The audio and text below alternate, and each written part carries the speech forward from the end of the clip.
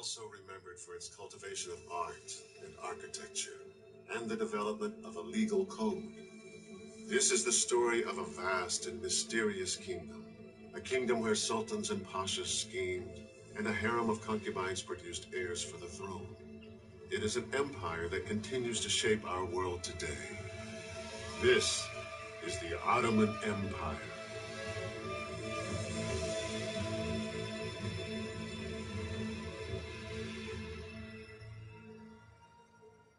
It was the dawn of the 14th century.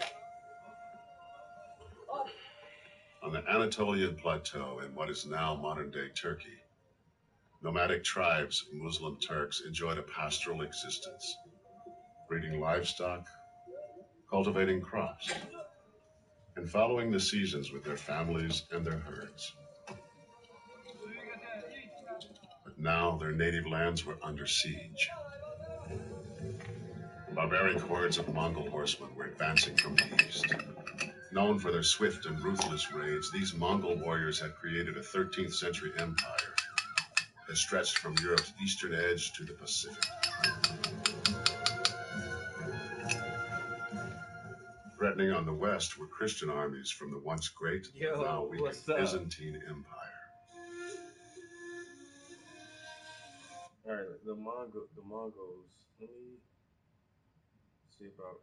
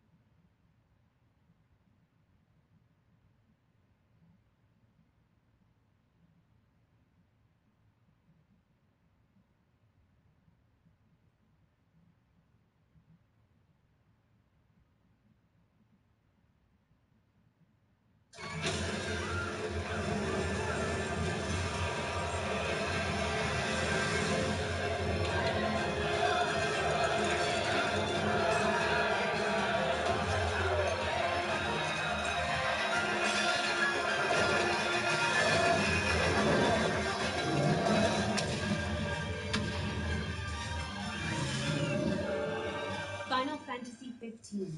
Download and play now. Free from the App Store.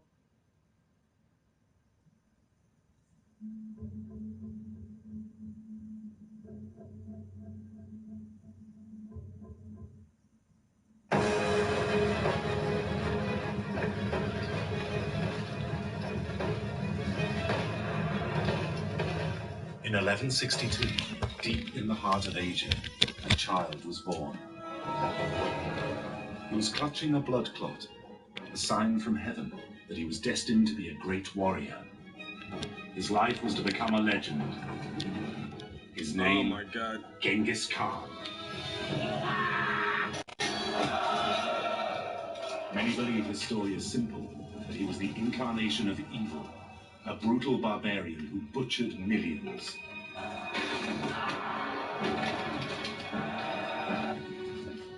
But the real character of Genghis Khan is far more intriguing. How did this illiterate outcast turn the feuding tribes of Mongolia into a powerful nation? And how did he transform the Mongol hordes into a disciplined fighting machine? With an army that ultimately stood poised to conquer Europe.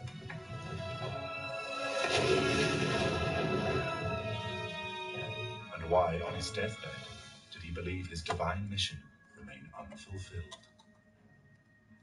Soon I will know death, but I will never know my destiny.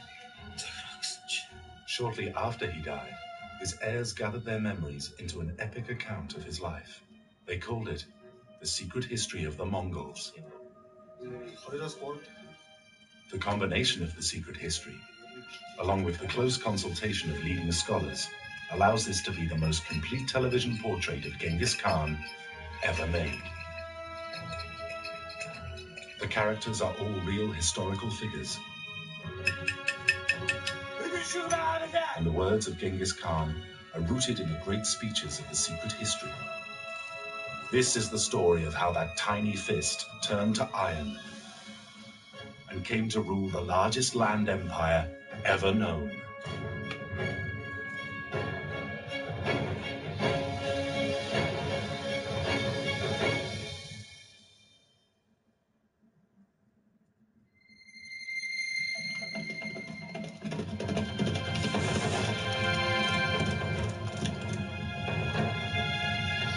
The boy who would become Genghis Khan was called Temujin. He was the son of a tribal warrior chief.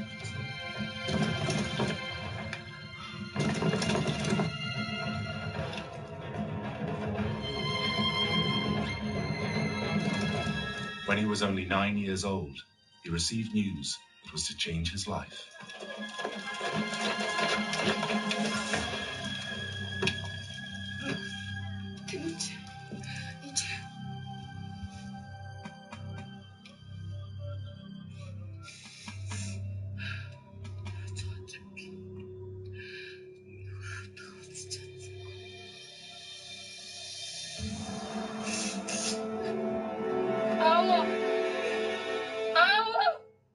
My father had been poisoned by a rival tribe.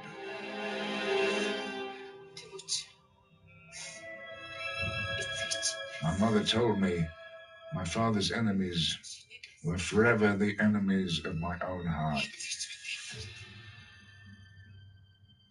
From that day, I would never be a child again.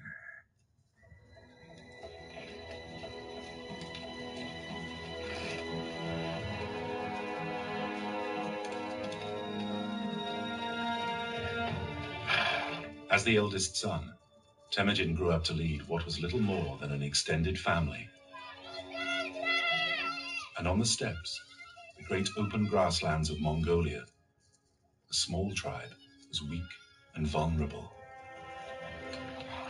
To survive, Temujin knew he must forge links with other tribes. And there was only one way he could do that.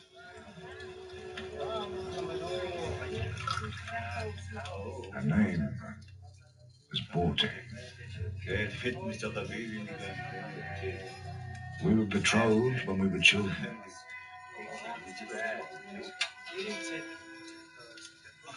There were only two things to know about my marriage. She was a woman of beauty, and the sable fur they gave us was worth 1,000 of the swiftest horses.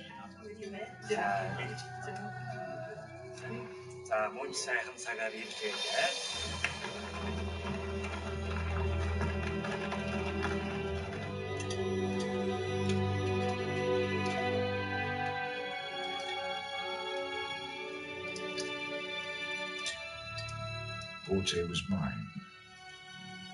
So was her tribe.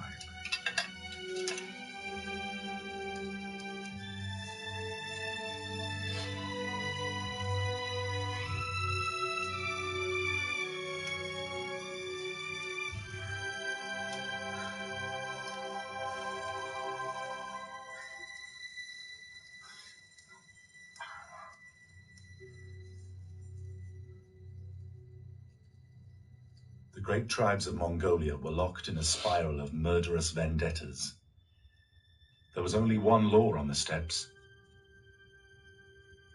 If a man wanted something, he took it. Now Temujin had something another man wanted.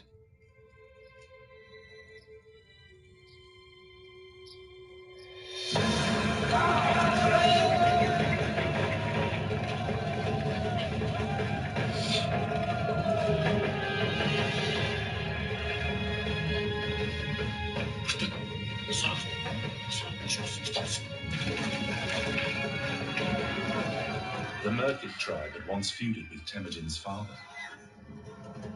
Now Temujin himself was in danger. And especially vulnerable was his new wife.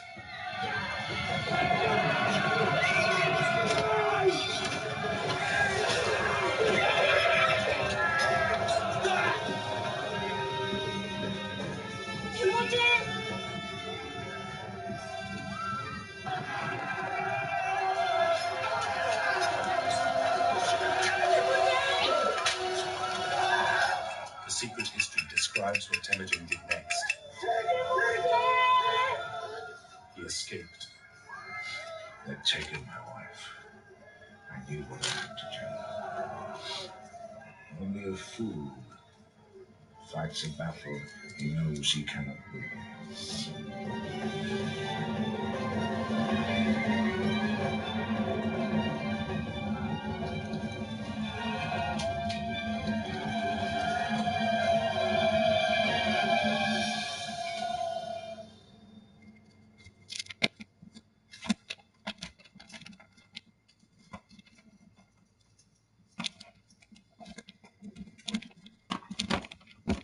Wife stealing was common on the steppes. Porte knew she had no choice but to submit. If she wanted to live.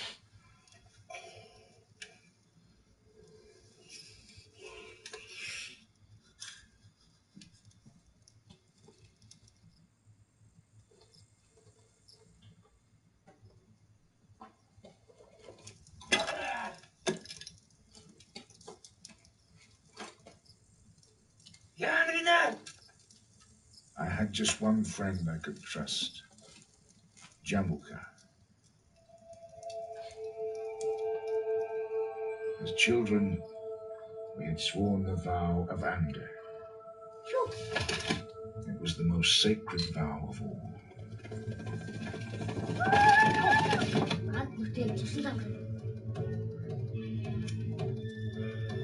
We were blood brothers.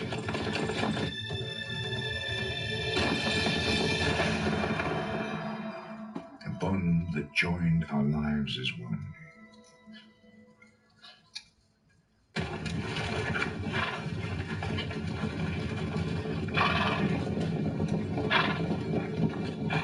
But to take revenge, I needed more than just my blood brother.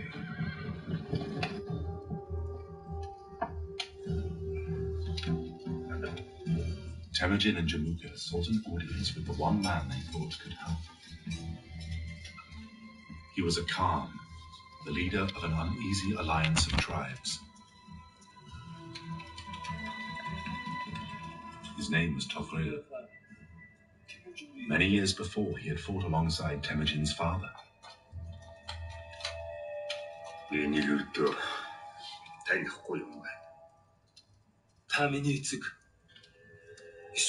reminded the Khan he was once my father's blood brother. I told him he was as a father to me.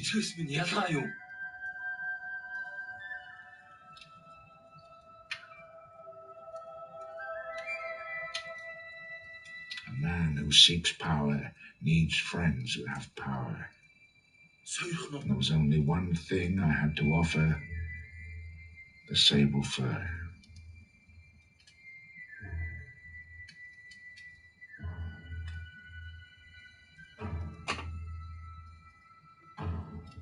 His judgment would decide my future.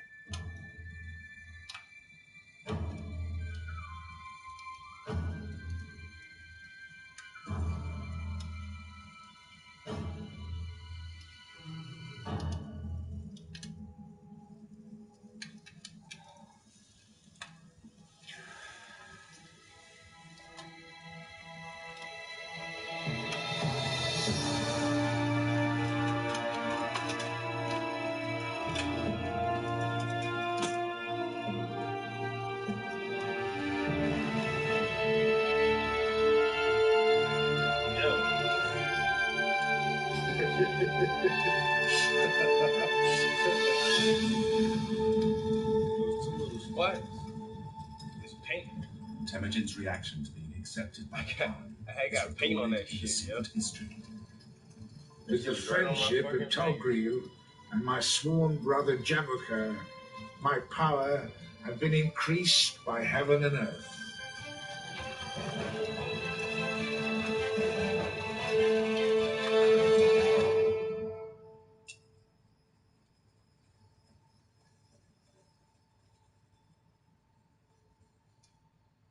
Paint.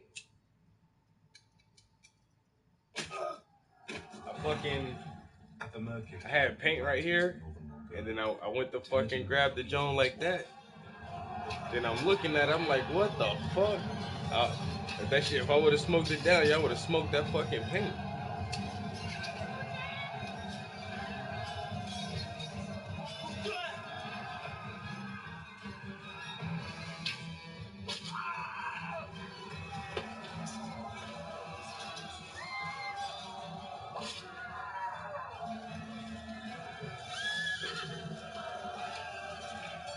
We made the Merkids pay for their deed. We destroyed their families and emptied their breasts. Temujin, the man who was to become Genghis Khan, was barely 20, and he'd already eliminated one of Mongolia's great tribes.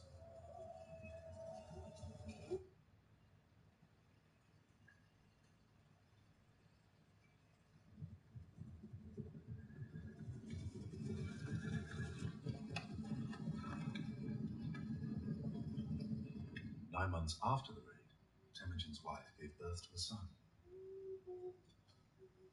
No one would ever know who was the true father, Temujin or the tribal leader who had captured his wife.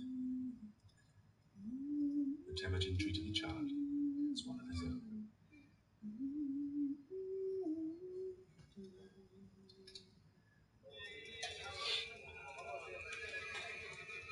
In those early days, Temujin and Jamuka shared the leadership of the tribe.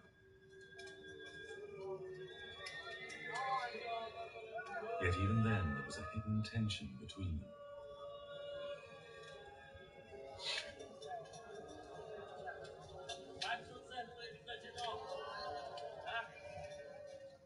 At the root was a fundamental question: how to measure a man's worth. Both Temujin and Jamuka were the sons of tribal leaders, Mongolian aristocrats. But only Temujin had experienced real adversity.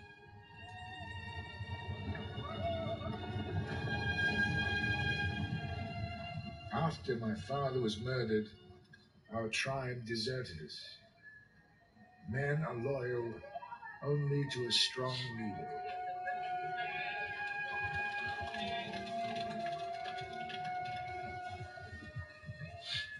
They'd left us with nothing. We had no friends but our own shadows. Like the wolf, we endured. And from hardship, I grew strong.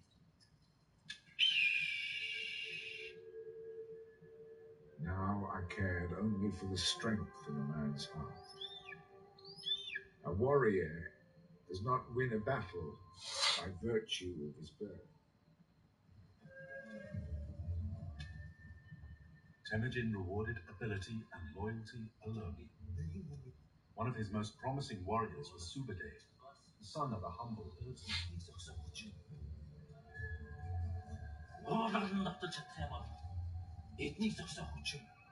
But this attitude flew in the face of Mongol tradition.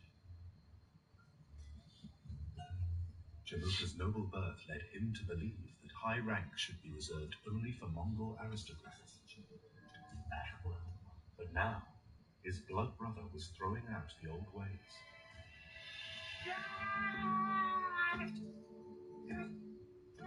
The gulf between Temujin and Jamuka gradually widened. Then, the prophecy of the Mongol holy man brought their relationship to a crisis.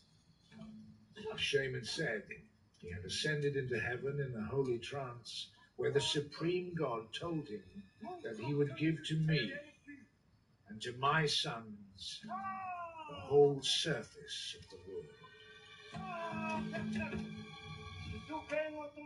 For the tribe, And for Jamuka, it was a decisive moment.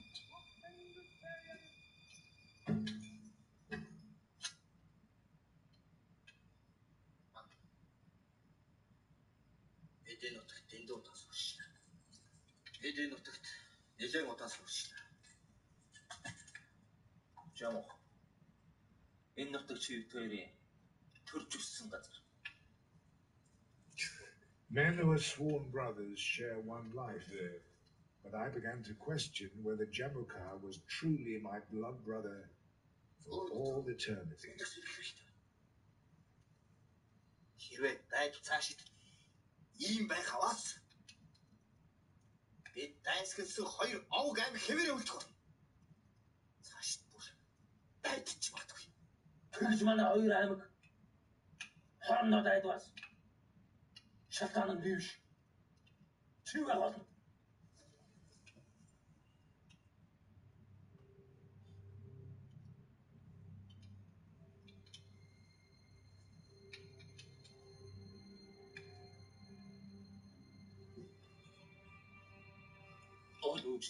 It was not right that our differences should force a feud, but my wife stopped me from going after him. She warned that one day my blood brother would ride against me.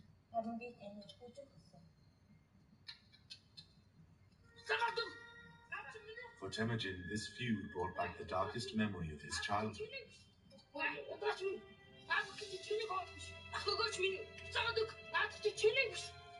I knew where a war between brothers would lead. Even when we were starving, my brother Bekta had betrayed us. He refused to share the spoils of a hunt.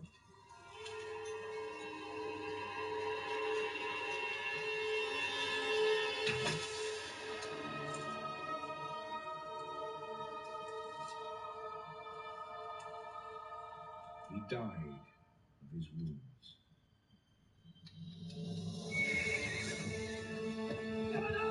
Jamuka split the tribe. Now the very thing that Temujin feared most, disunity, had happened again.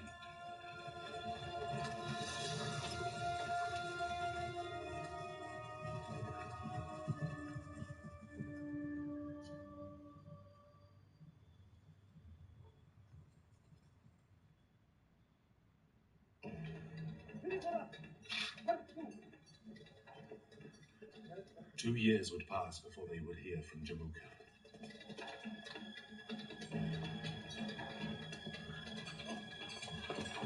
He accused a member of Temujin's tribe of stealing horses. Jamuka's revenge was brutal. But this was only the beginning.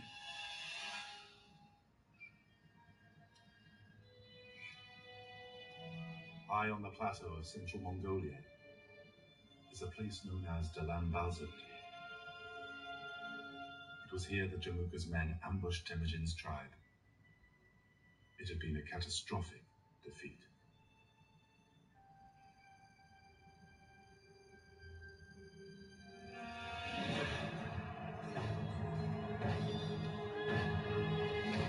My army was unprepared, outnumbered, and outwitted.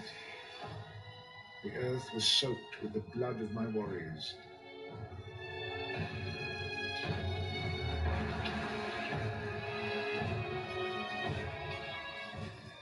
But worse was to come.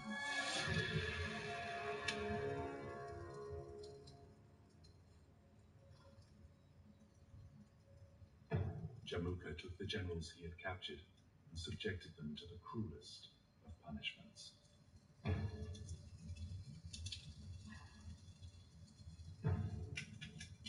He boiled them alive.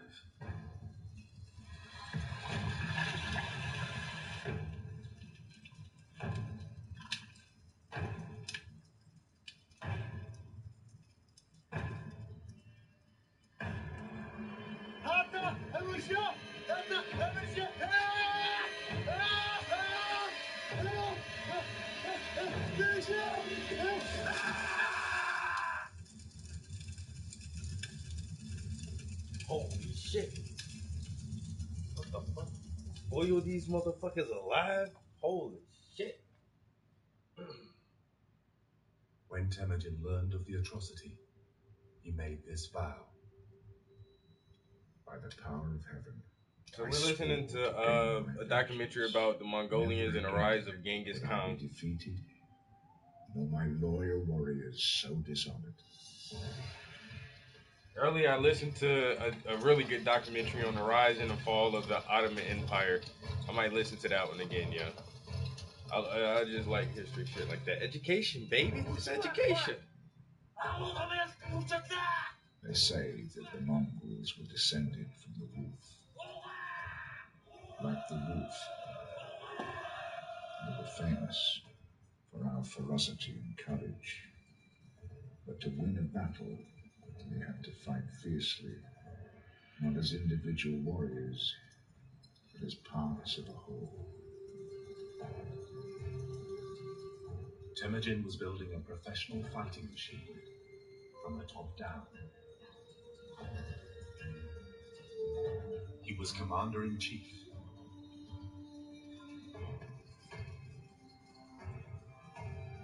And he exercised his authority through an elite officer corps, the Kashik.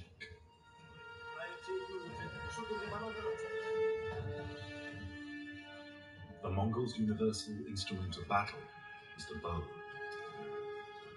Made from wood and animal bone, it had a shooting range of 500 yards. Training in archery and horsemanship was made compulsory for all, even children. They released their arrows just as the horses' hooves left the ground for maximum accuracy.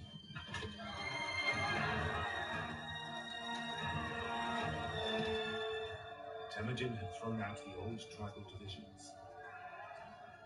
This was a meritocracy.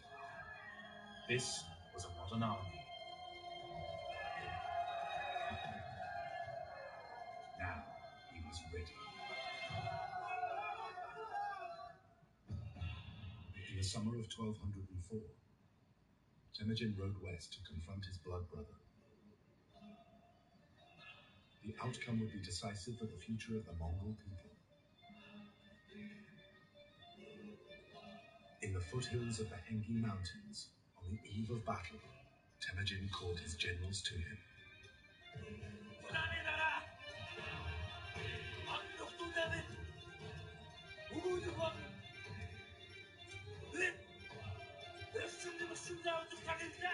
I told them, one tribe is like a single arrow, easily broken.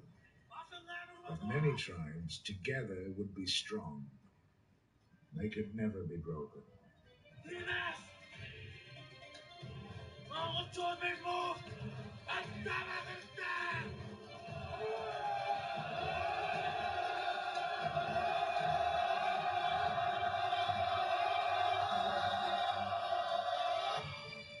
But Temujin didn't just rely on inspirational speeches.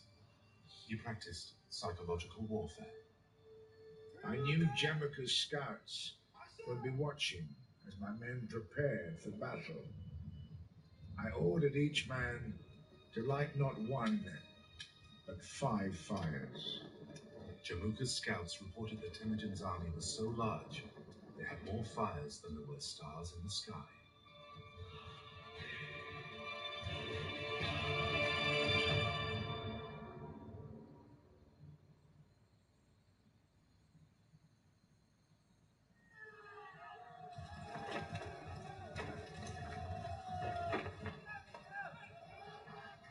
At daybreak, Jamuka led his army onto the heights of Chakimahut. And this was the sight that confronted him.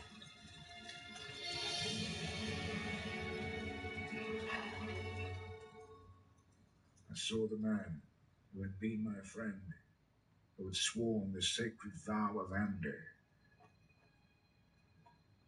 But he had broken that vow.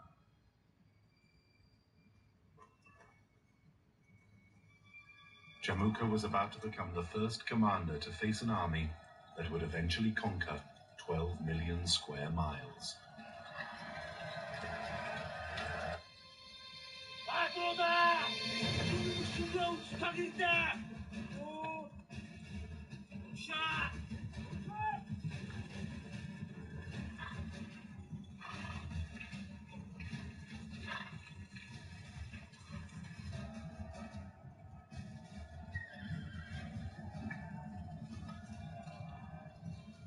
We advanced in silence, saving our battle cries to the last.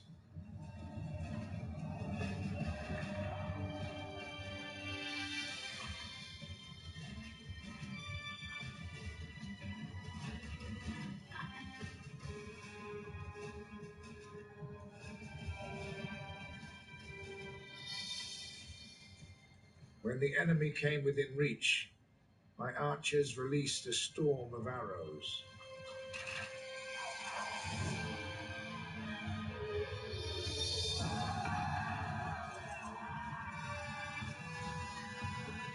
And my cavalry attacked without mercy.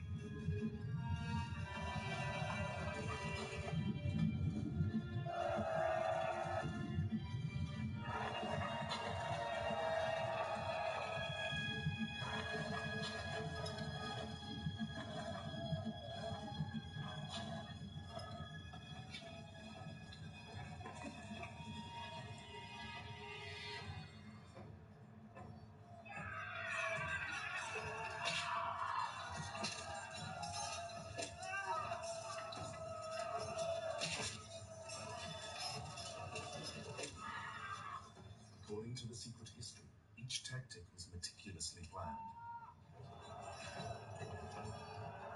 Temujin held squadrons and weapons in reserve. Then, with the enemy in disarray, they regrouped and charged.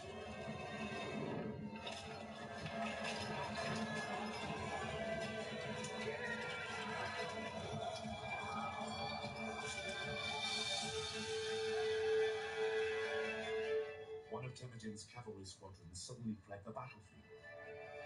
Jamuka's men chased them down, but they were being lured into a trap.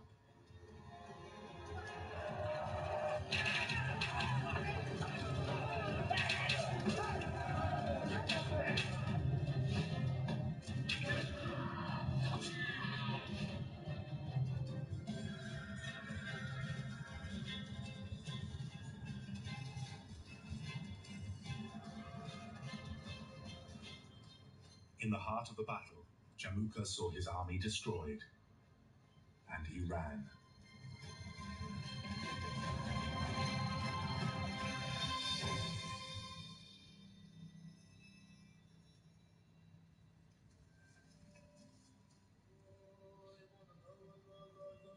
Across the battlefield, I saw the bodies of Jamuka's men lying together like felled logs in the forest.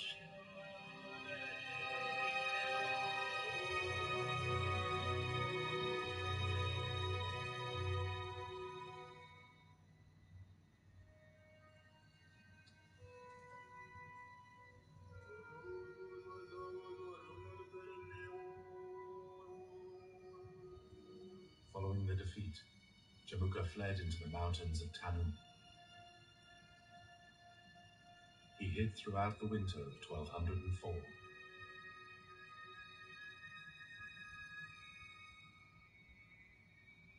In the spring, he reappeared, escorted by two of his own generals, who thought they knew where their best interests lay.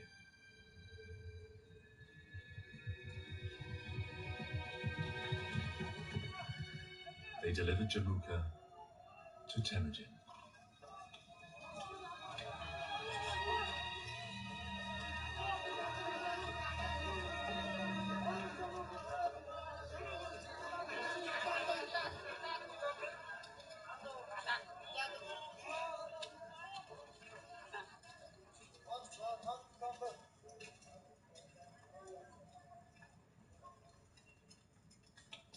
The generals expected a reward for betraying their leader and delivering him into the hands of his enemy. I saw they got their reward.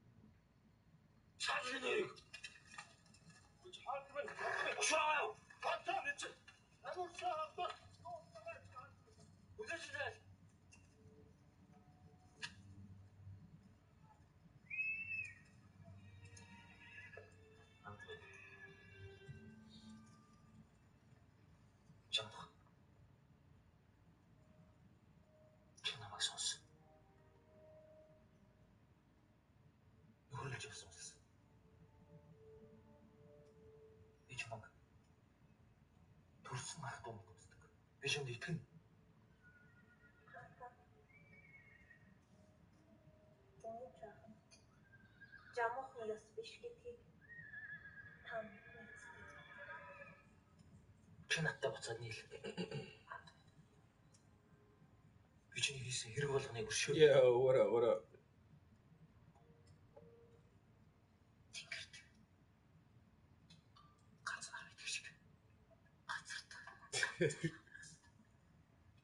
Susie fight? Yes. Reptile, appreciate it. VR, what up, bro? How's it going, man? How you been? Angelus, hey.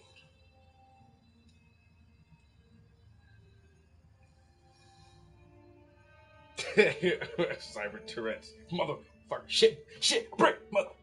Cock balls. Shit. My bad. Sorry, apologize. Fuck. Shit.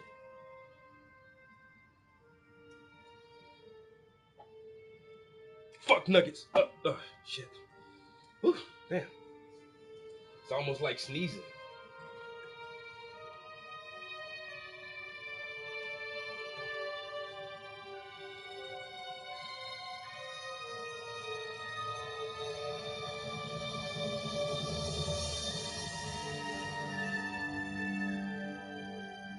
They got cyber Tourette's.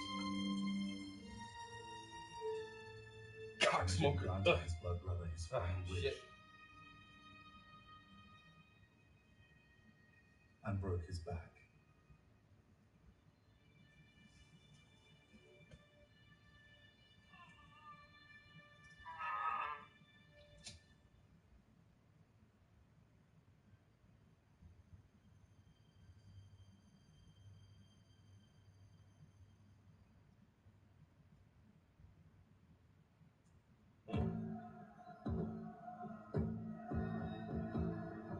The defeat of Jamuka led to a sight never before seen in the history of Mongolia.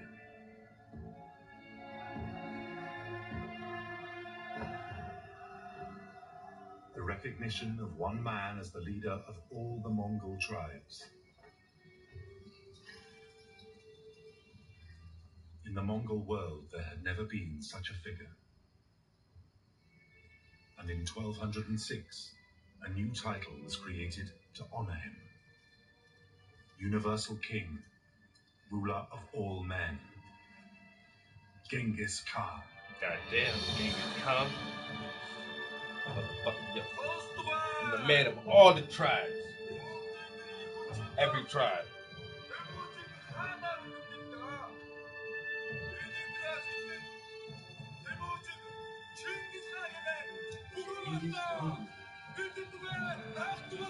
My destiny, the destiny of the great Mongol people, was still unfulfilled.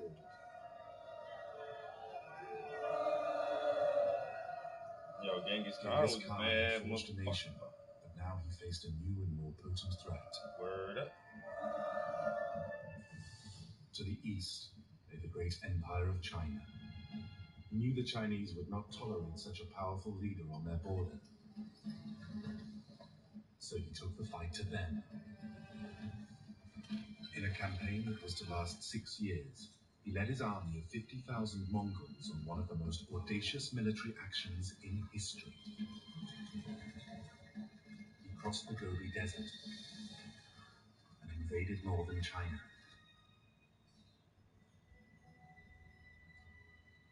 On hearing that the Mongol army was approaching, the Emperor of North China sent this message.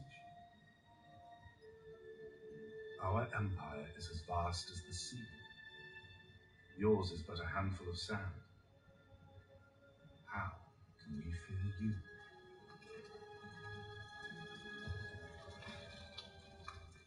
Genghis Khan sold the problem posed by Yo, China's motherfuckers been talking trash since before it was called trash talk. We're bastards to see. We're just a handful of sand. How could we The Chinese were the richest and most civilized people in the East. But they knew how to fight a dirty war. I ain't fucking scared of you. Iron spikes like medieval minefields were buried in the path of the oncoming Mongol armies.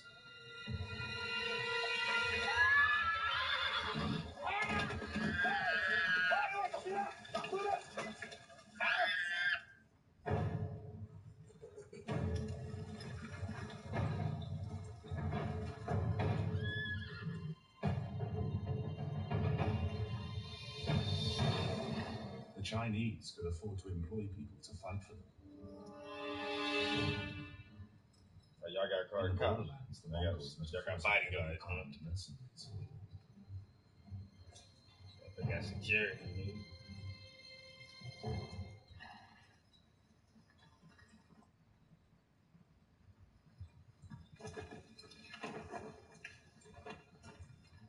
They were as loyal as only mercenaries could be.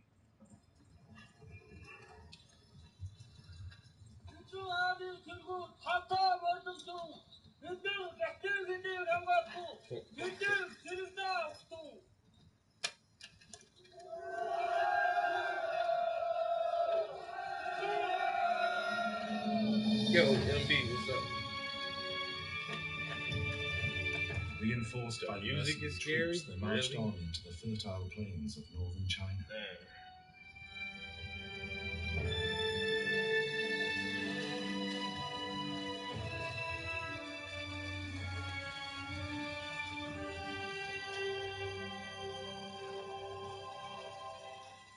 It is kind of creepy now that I think about it. It does sound like,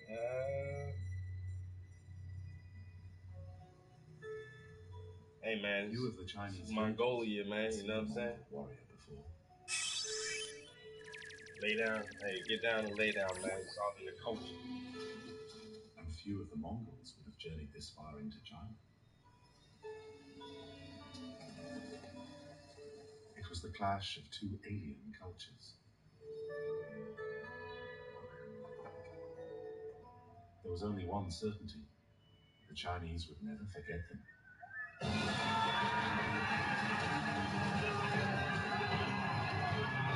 Oh, that's right. Can't put them in no mark.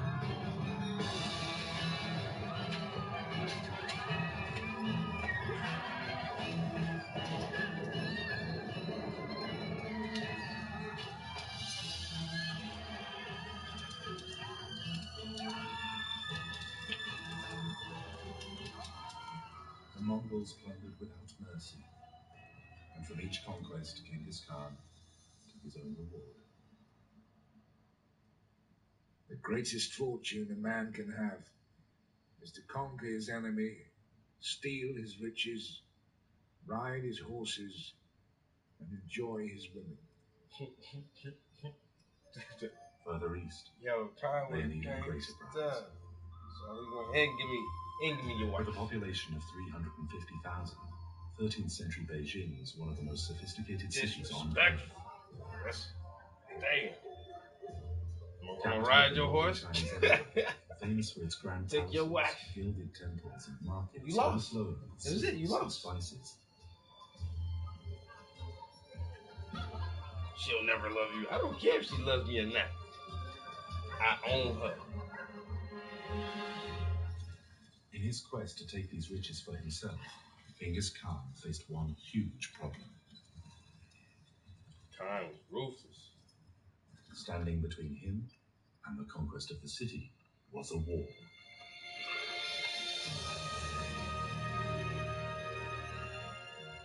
"40 feet high and 10 miles long. To a nomadic army used to fighting on the open steppes, these fortifications appeared impregnable. I trained my men to attack with the speed of the wind. Now they had to learn the guile of the wolf. His first tactic was straightforward. He waited. The Mongols set up camp outside the city and stopped supplies from getting in. from Chinese engineers who had defected, his generals learned to build catapults and battering rams, the tools of siege warfare. Yeah, China came up with that.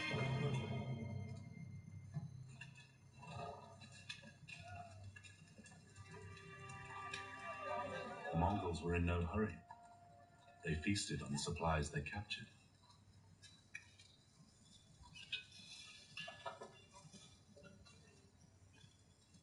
Genghis Khan turned Beijing into a prison. Within the walls, thousands starved to death.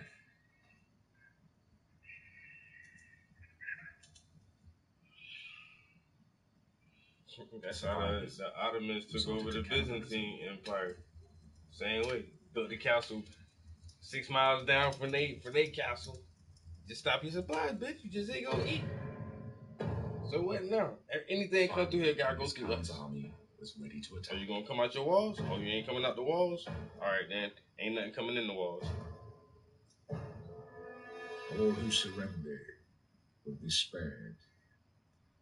Those who did not surrender, but opposed with struggle and dissension, would be annihilated. Despite enduring months of starvation, the commander of the Chinese army still controlled a formidable garrison with a powerful array of weapons.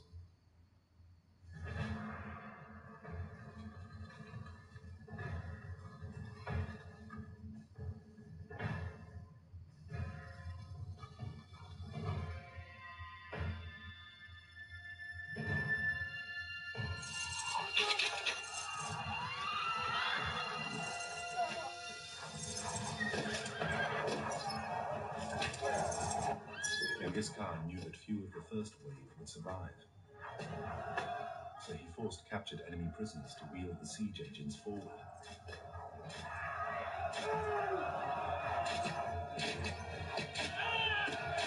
It is said that each of his own warriors was given a silk shirt.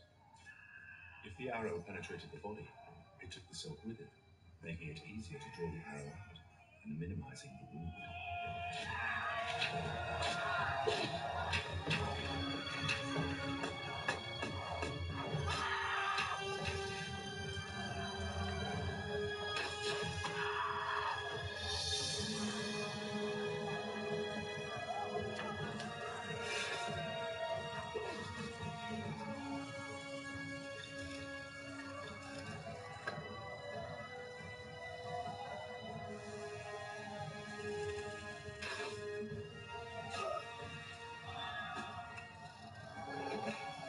I'll be just flopping my brush like this dude don't even know what he's doing. Like he just flop his brush around. That shit don't even look proper. That's not correct. They responded by filling huge clay pots with crude oil, molten metal, chemicals, and excrement.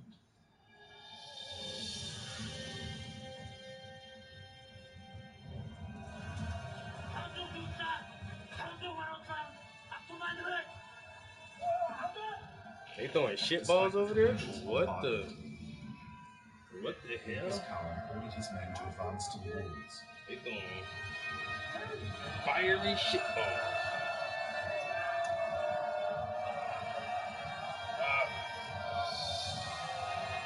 Wrong color.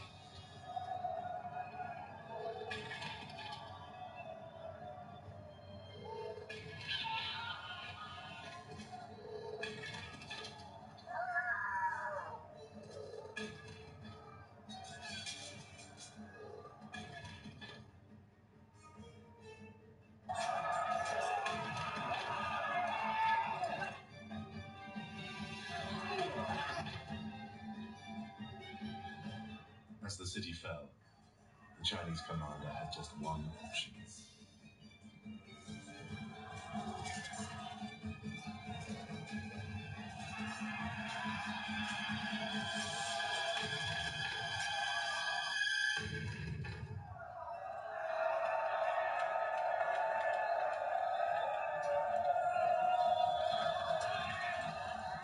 Genghis Khan was so confident of victory that he left his army to capture the city.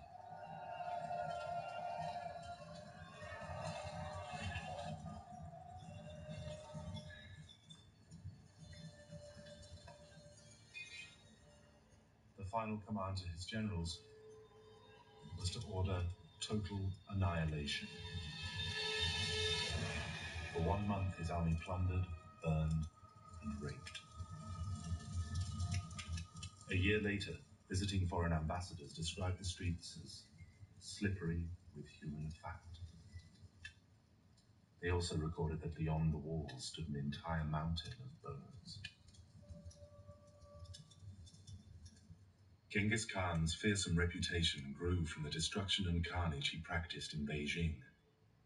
But what he now created at Karakorum in central Mongolia revealed an entirely different nature.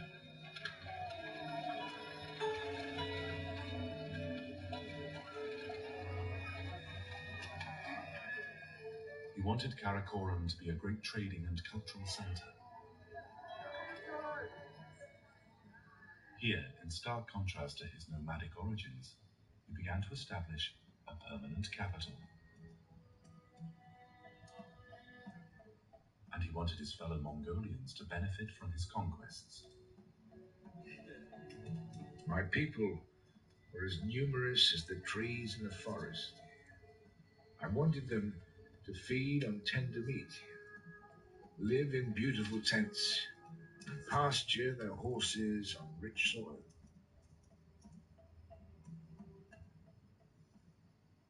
Captured Chinese citizens were brought here to teach the great secrets of their culture. He established a medical corps trained by Chinese physicians.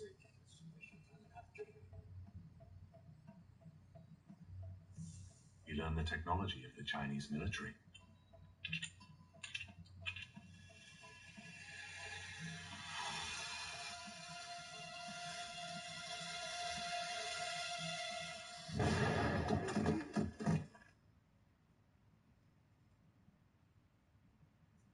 Above all, Genghis Khan wanted to leave a lasting legacy.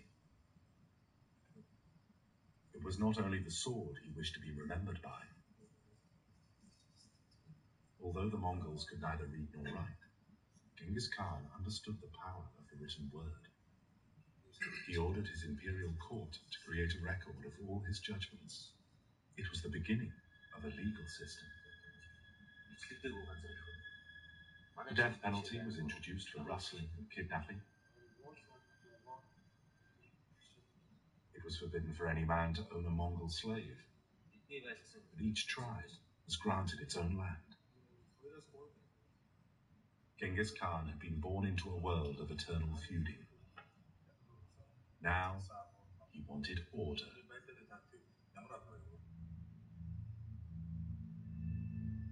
He looked west to develop trading links. Persia. And he established a network of routes joined by staging posts.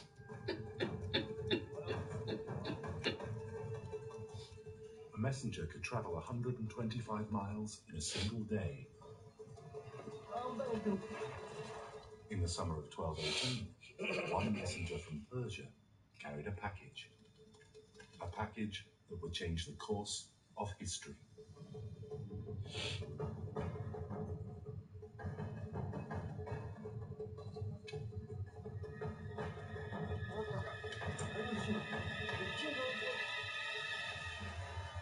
It was the head of Genghis Khan's ambassador.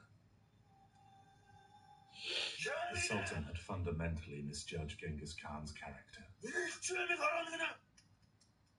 I was not the instigator of these tribulations. God grant me the strength to exact vengeance. Genghis Khan sent an army 200,000 strong to invade Persia.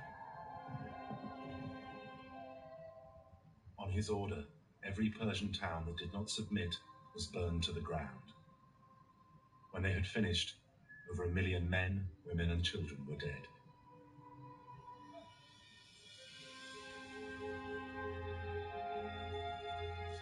The extent of the bloodshed in Persia was without precedent. punishment of God. If you had not committed great sins, God would not have inflicted a punishment such as me upon you.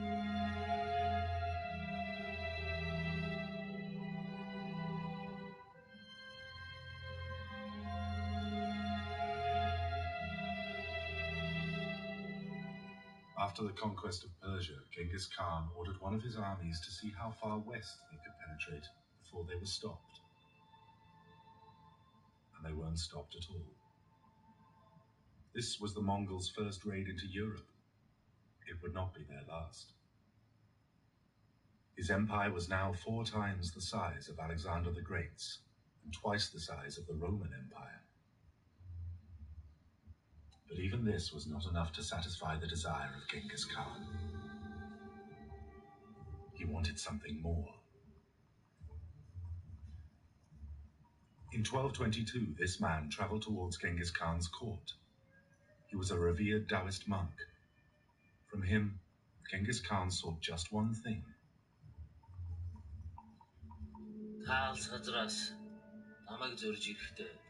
I told him how my life was a divine mission.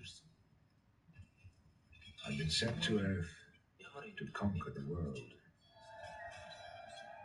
I spoke of the prophecies, the battles, my ambitions. I asked what medicine he had brought to prolong my earthly existence.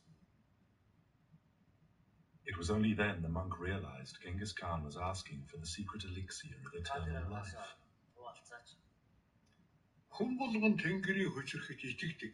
The monk could only offer him advice about prolonging life through sexual abstinence, but not immortality.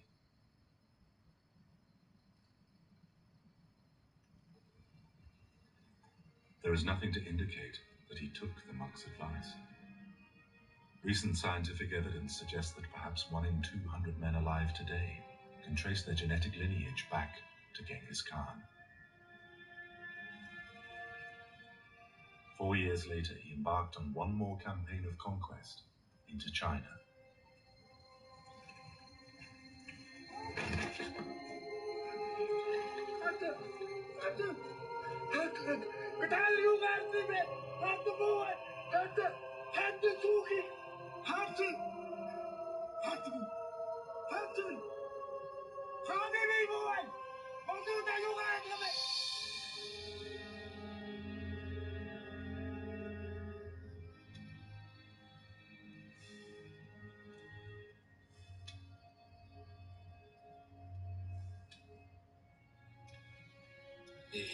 According to legend, these were the last words of Genghis Khan.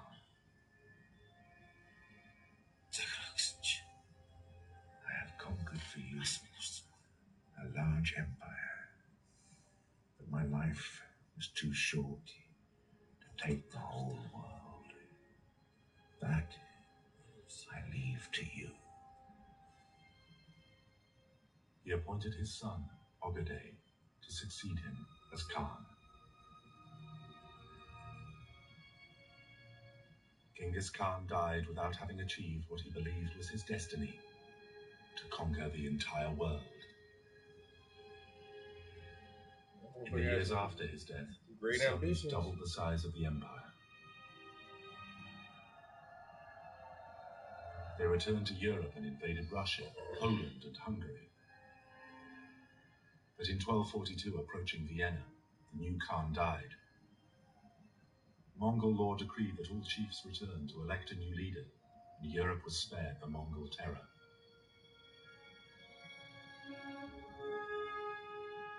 A century later, Genghis Khan's mighty empire began to crumble. His reputation has made him one of history's immortals. A reputation enhanced by the mystery of his burial. It is said that every witness to his funeral cortege was executed to keep the site of the tomb a secret. Today, almost 8 centuries later, the burial place of Genghis Khan remains undiscovered. There is no grave, no mausoleum, no monument to this bloodthirsty conqueror, the most successful military commander the world has ever known.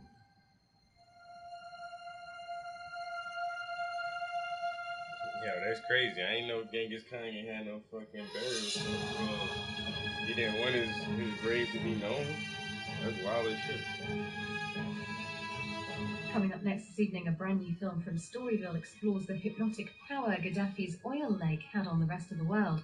Inconceivable cruelty and abuse, ignored and sometimes abetted. In Mad Dog, Gaddafi's Secret World.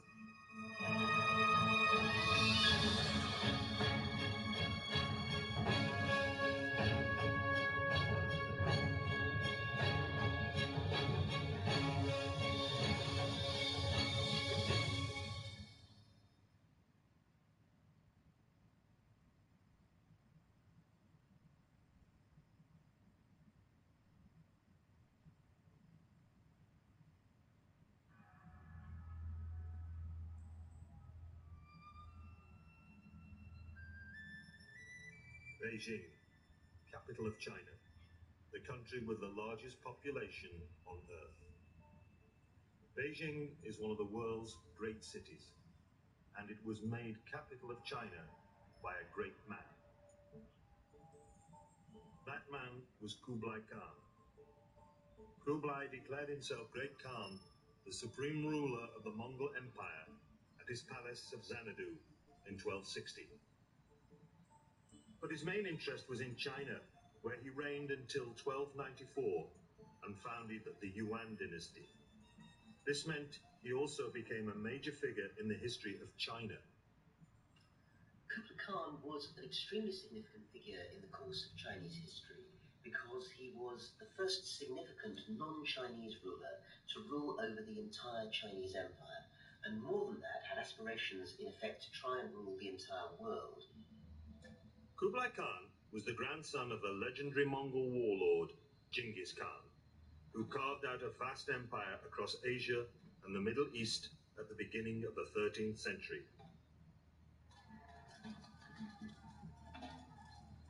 Like his grandfather, Kublai crushed his enemies with brute force. Yet he ruled his own lands peacefully, setting up governments, creating systems of taxation, and promoting culture and commerce. He made Beijing the capital of the biggest empire the world had ever seen, stretching from the shores of the China Sea to the River Danube in Europe, and from Siberia to the Indian Ocean. But his greatest achievement was the unification of China, a unification that survives to this day. And although he reigned over 700 years ago, his story is one that still has great significance. The reason why Kublai Khan is of interest today is because Kublai Khan ruled a great multicultural society, a great multicultural empire. And he presided over a global economy. And this was globalization in the Middle Ages. And again, his empire incorporated many, many different cultures and peoples, and he was able to unify them, bring them together, and do so successfully. So Kublai Khan was clearly a man of vision, but what else do we know about him? The Venetian traveller Marco Polo, who lived in Kublai's court for more than 20 years, described him as a man of middle height with a figure of just proportion and a face that was somewhat red, which may have resulted from his love of food and alcohol. But he was also capable of extreme violence, barbarity, and cruelty. He carved out his great empire with one battle after another, and even though his military career started quite late in his life, his skill in combat was second to none. But there was another, very different side to his character. Throughout his reign, the wise Khan, as he was known, courted the most sophisticated, intellectual, scientific, and artistic minds of the day.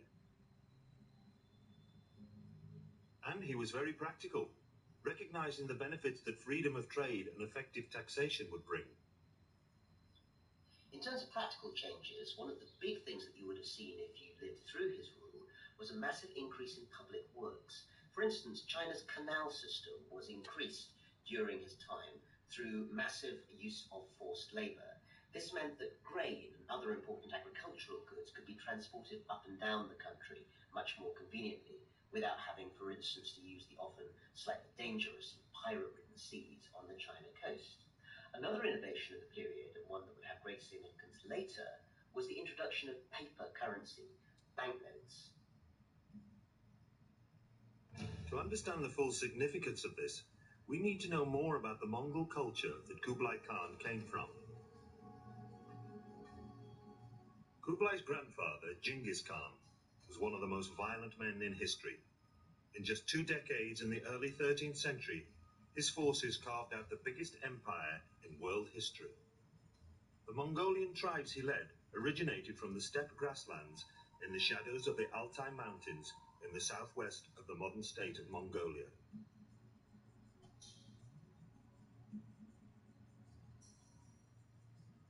The Mongols were a nomadic race. They had no towns.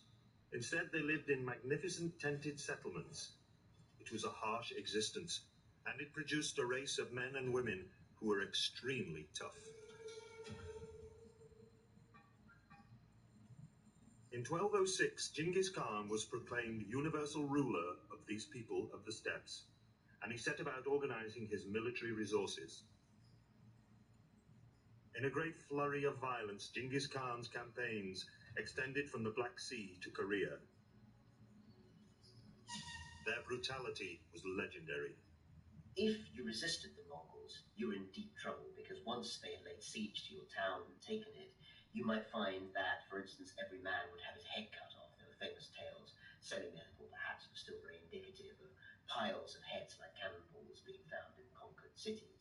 Or they might exercise arbitrary terror, for instance, decide that every man over a certain height in the city was going to be executed, or that everybody in town's ears were going to be cut off and placed in the big pile.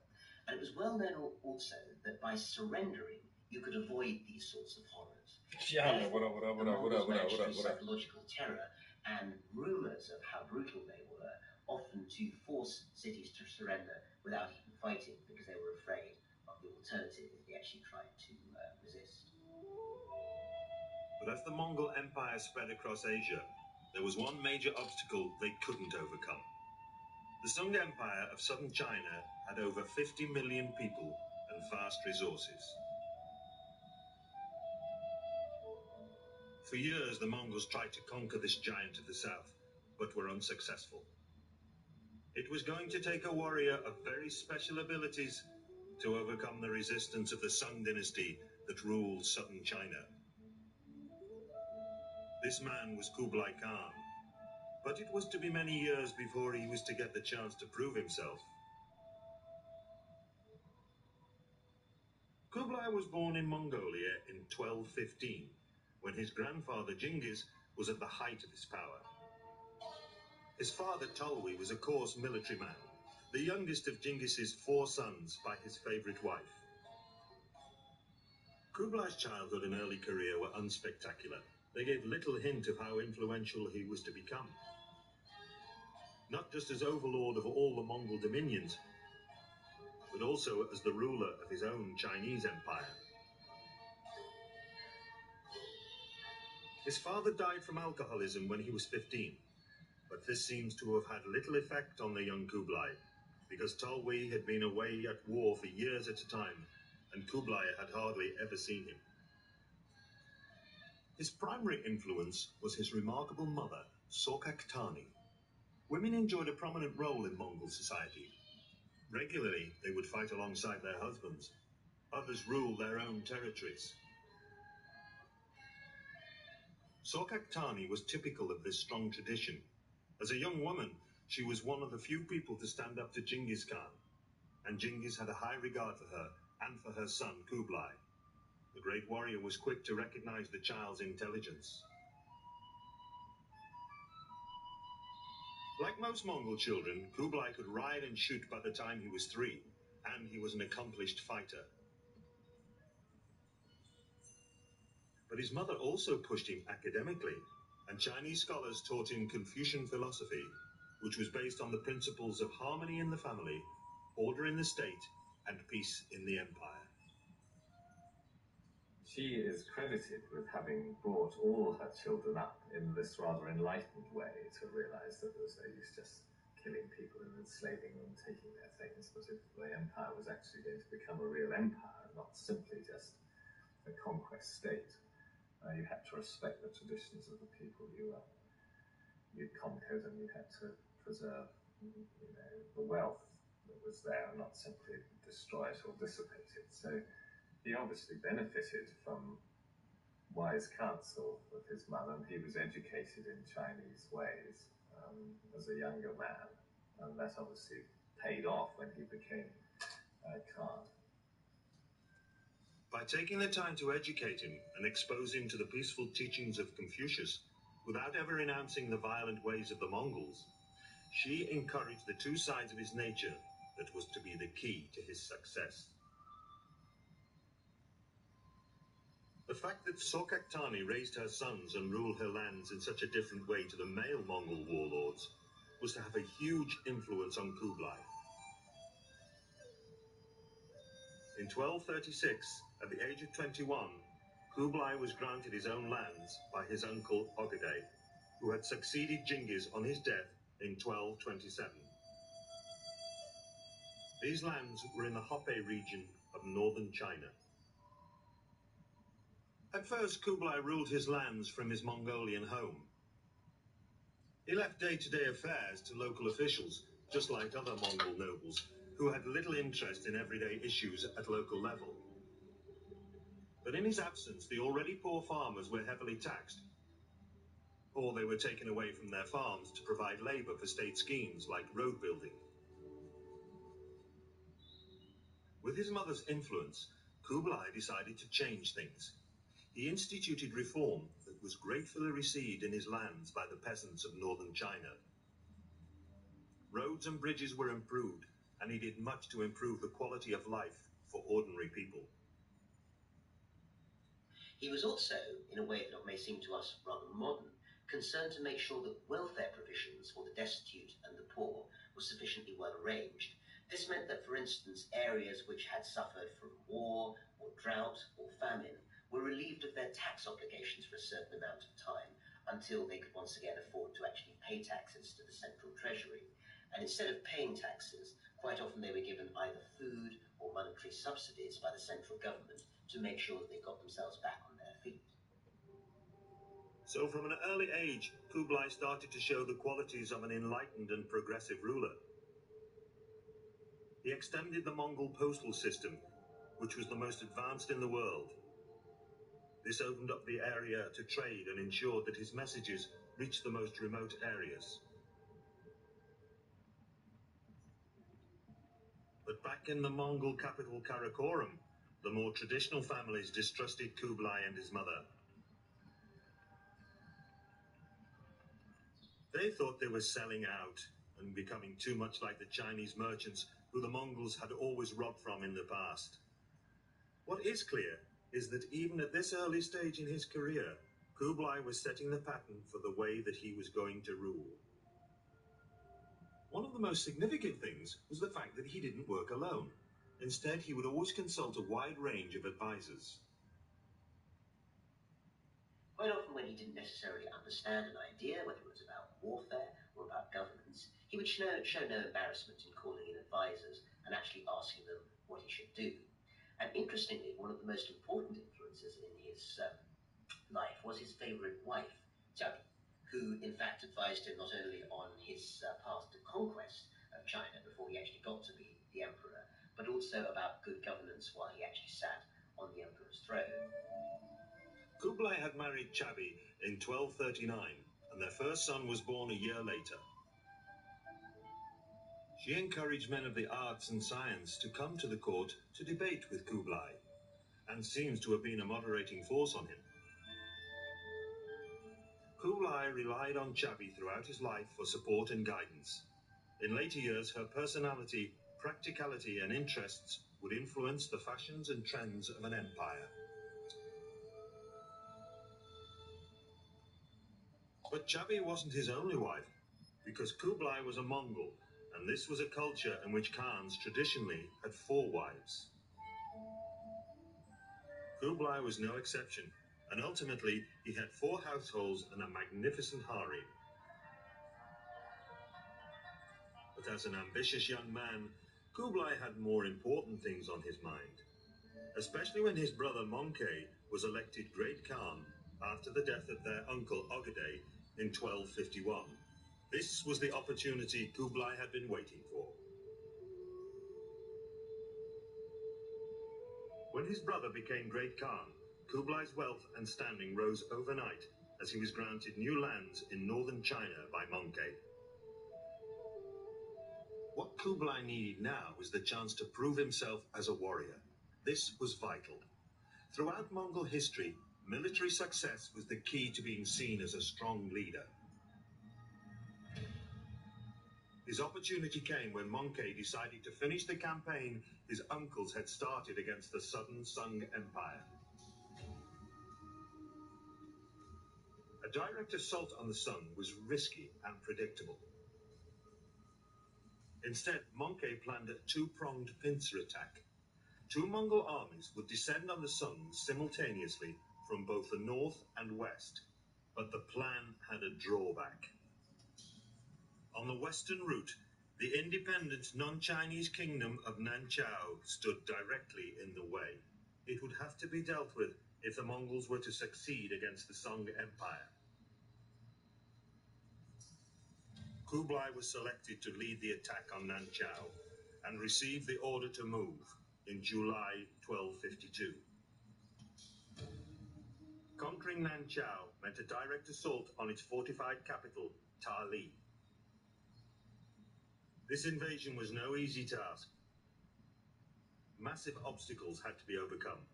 3 great rivers and the rugged mountain ranges of the Tibetan Plateau lay in Kublai's path. Envoys that Kublai sent ahead to tell the king to submit were beheaded, and the kingdom of Nanchao refused to surrender. After 2 months, Kublai's forces reached the banks of the mighty Yangtze River. The critical moment had come, but there were no bridges.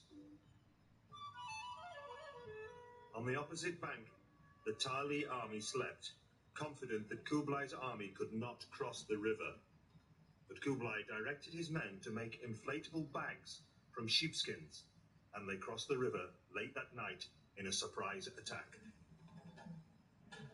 The Tali forces were cut down in their thousands by the Mongol cavalry as they attempted to flee back to the capital. Soon the Mongol forces were at the gates of Tali. Everyone inside knew that Mongol tradition was to slaughter the inhabitants of the first city they took on a campaign as an example to the rest of the country. But Kublai was different. He promised that the city would be spared if they surrendered peacefully. Sensibly, Tali opted to do so, and Kublai kept his word.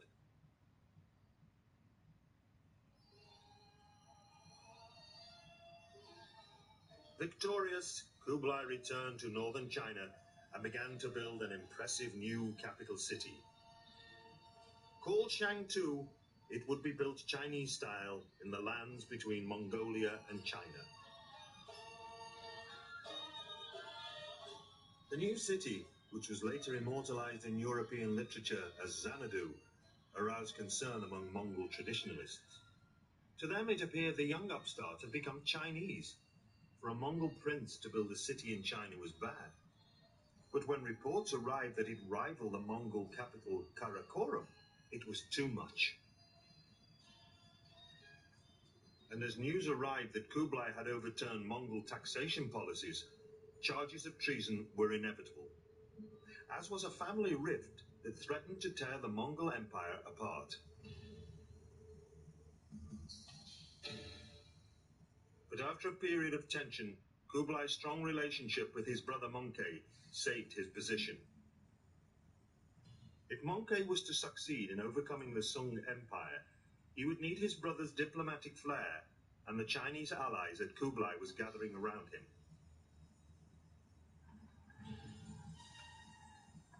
Kublai was given command of one of 4 massive Mongol armies, which left Shangtu in 1258. The Mongol forces made swift progress into central China, but as they reached the banks of the Yangtze River, disaster struck. The south's warm, oppressive climate made it a hotbed for disease. Monkey went down with a serious case of dysentery and died suddenly. The Great Khan left no successor, and the Mongol world came to an abrupt halt. The Sung campaign was abandoned. Karakoram was in a state of crisis. Who would take up the position of Great Khan?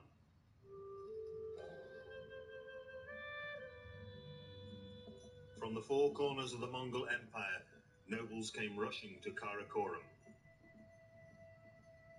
But Kublai wouldn't turn back.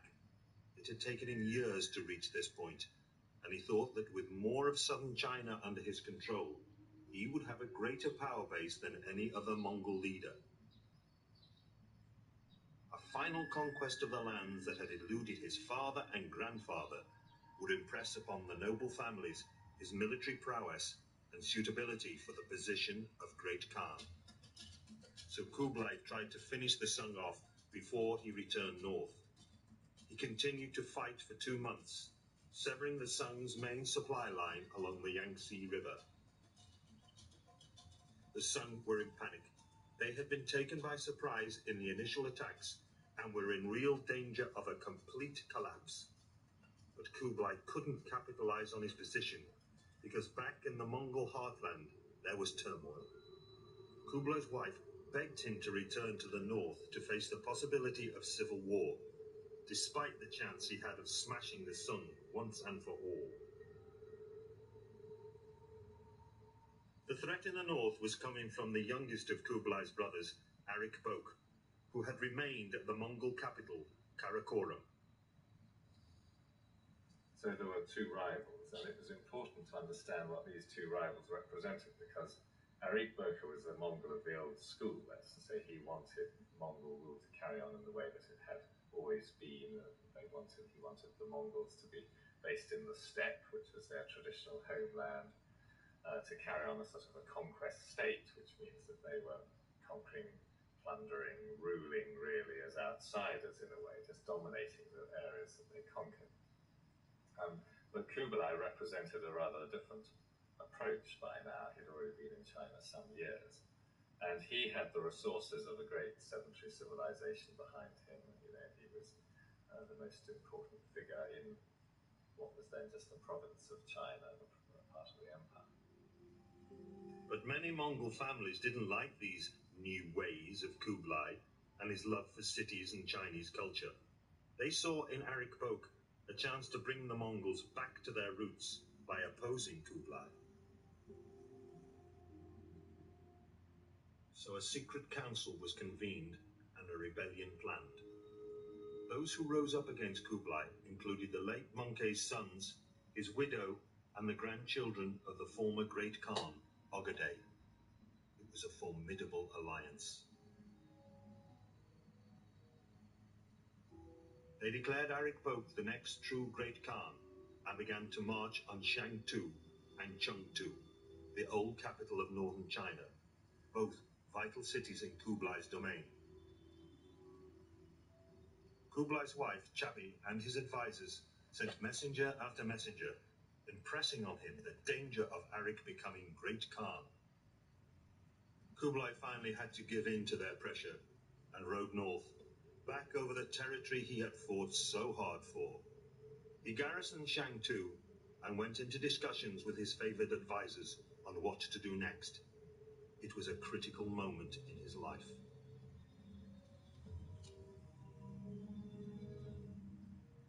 A great council was held at Shangtu, at which prince after prince stepped forward and spoke supporting him. Then his other brother, Heligu, who was in Persia, sent a fast rider carrying the vital news that he would back him. This was the news Kublai had been waiting for. Now he felt that he was better Alright, guys. supported than his rival. It's kind of warm up in the studio this And on the evening. 5th of May, 1260, I'm about to take a little break. the position of Great Khan, Go chill out supreme for a minute. ruler When of I the come Mongol back, world. I'm gonna work on her hand, He was 44 and years then old. start working on her Just hair, become the most and after powerful that, it'll be leader back the to the world dress. had ever seen. But with Arik Bok's supporters still pressing his claims as Great Khan, Kublai realized if he wanted to hold on to this position, he would have to fight his brother. So what do you guys His think so tactics far? for the It's war getting were really simple close but now. effective. Kublai cut off Karakoram's supply lines, leaving Arik Boka to starve. He then advanced on the Mongol capital with the full might of northern China behind him. Arik Boka headed southeast to meet him, and in 1261, the two armies clashed on the Chinese border. Arik Boka's forces were outmanned and outmaneuvered, and it soon became clear to him that they were no match for those of his brother. So he traveled to Shangtu and surrendered. Kublai decided that he would cement rule over northern China by building a new capital called Tartu, or Great Capital. The place he chose was on the site of the Beihai Park in modern-day Beijing.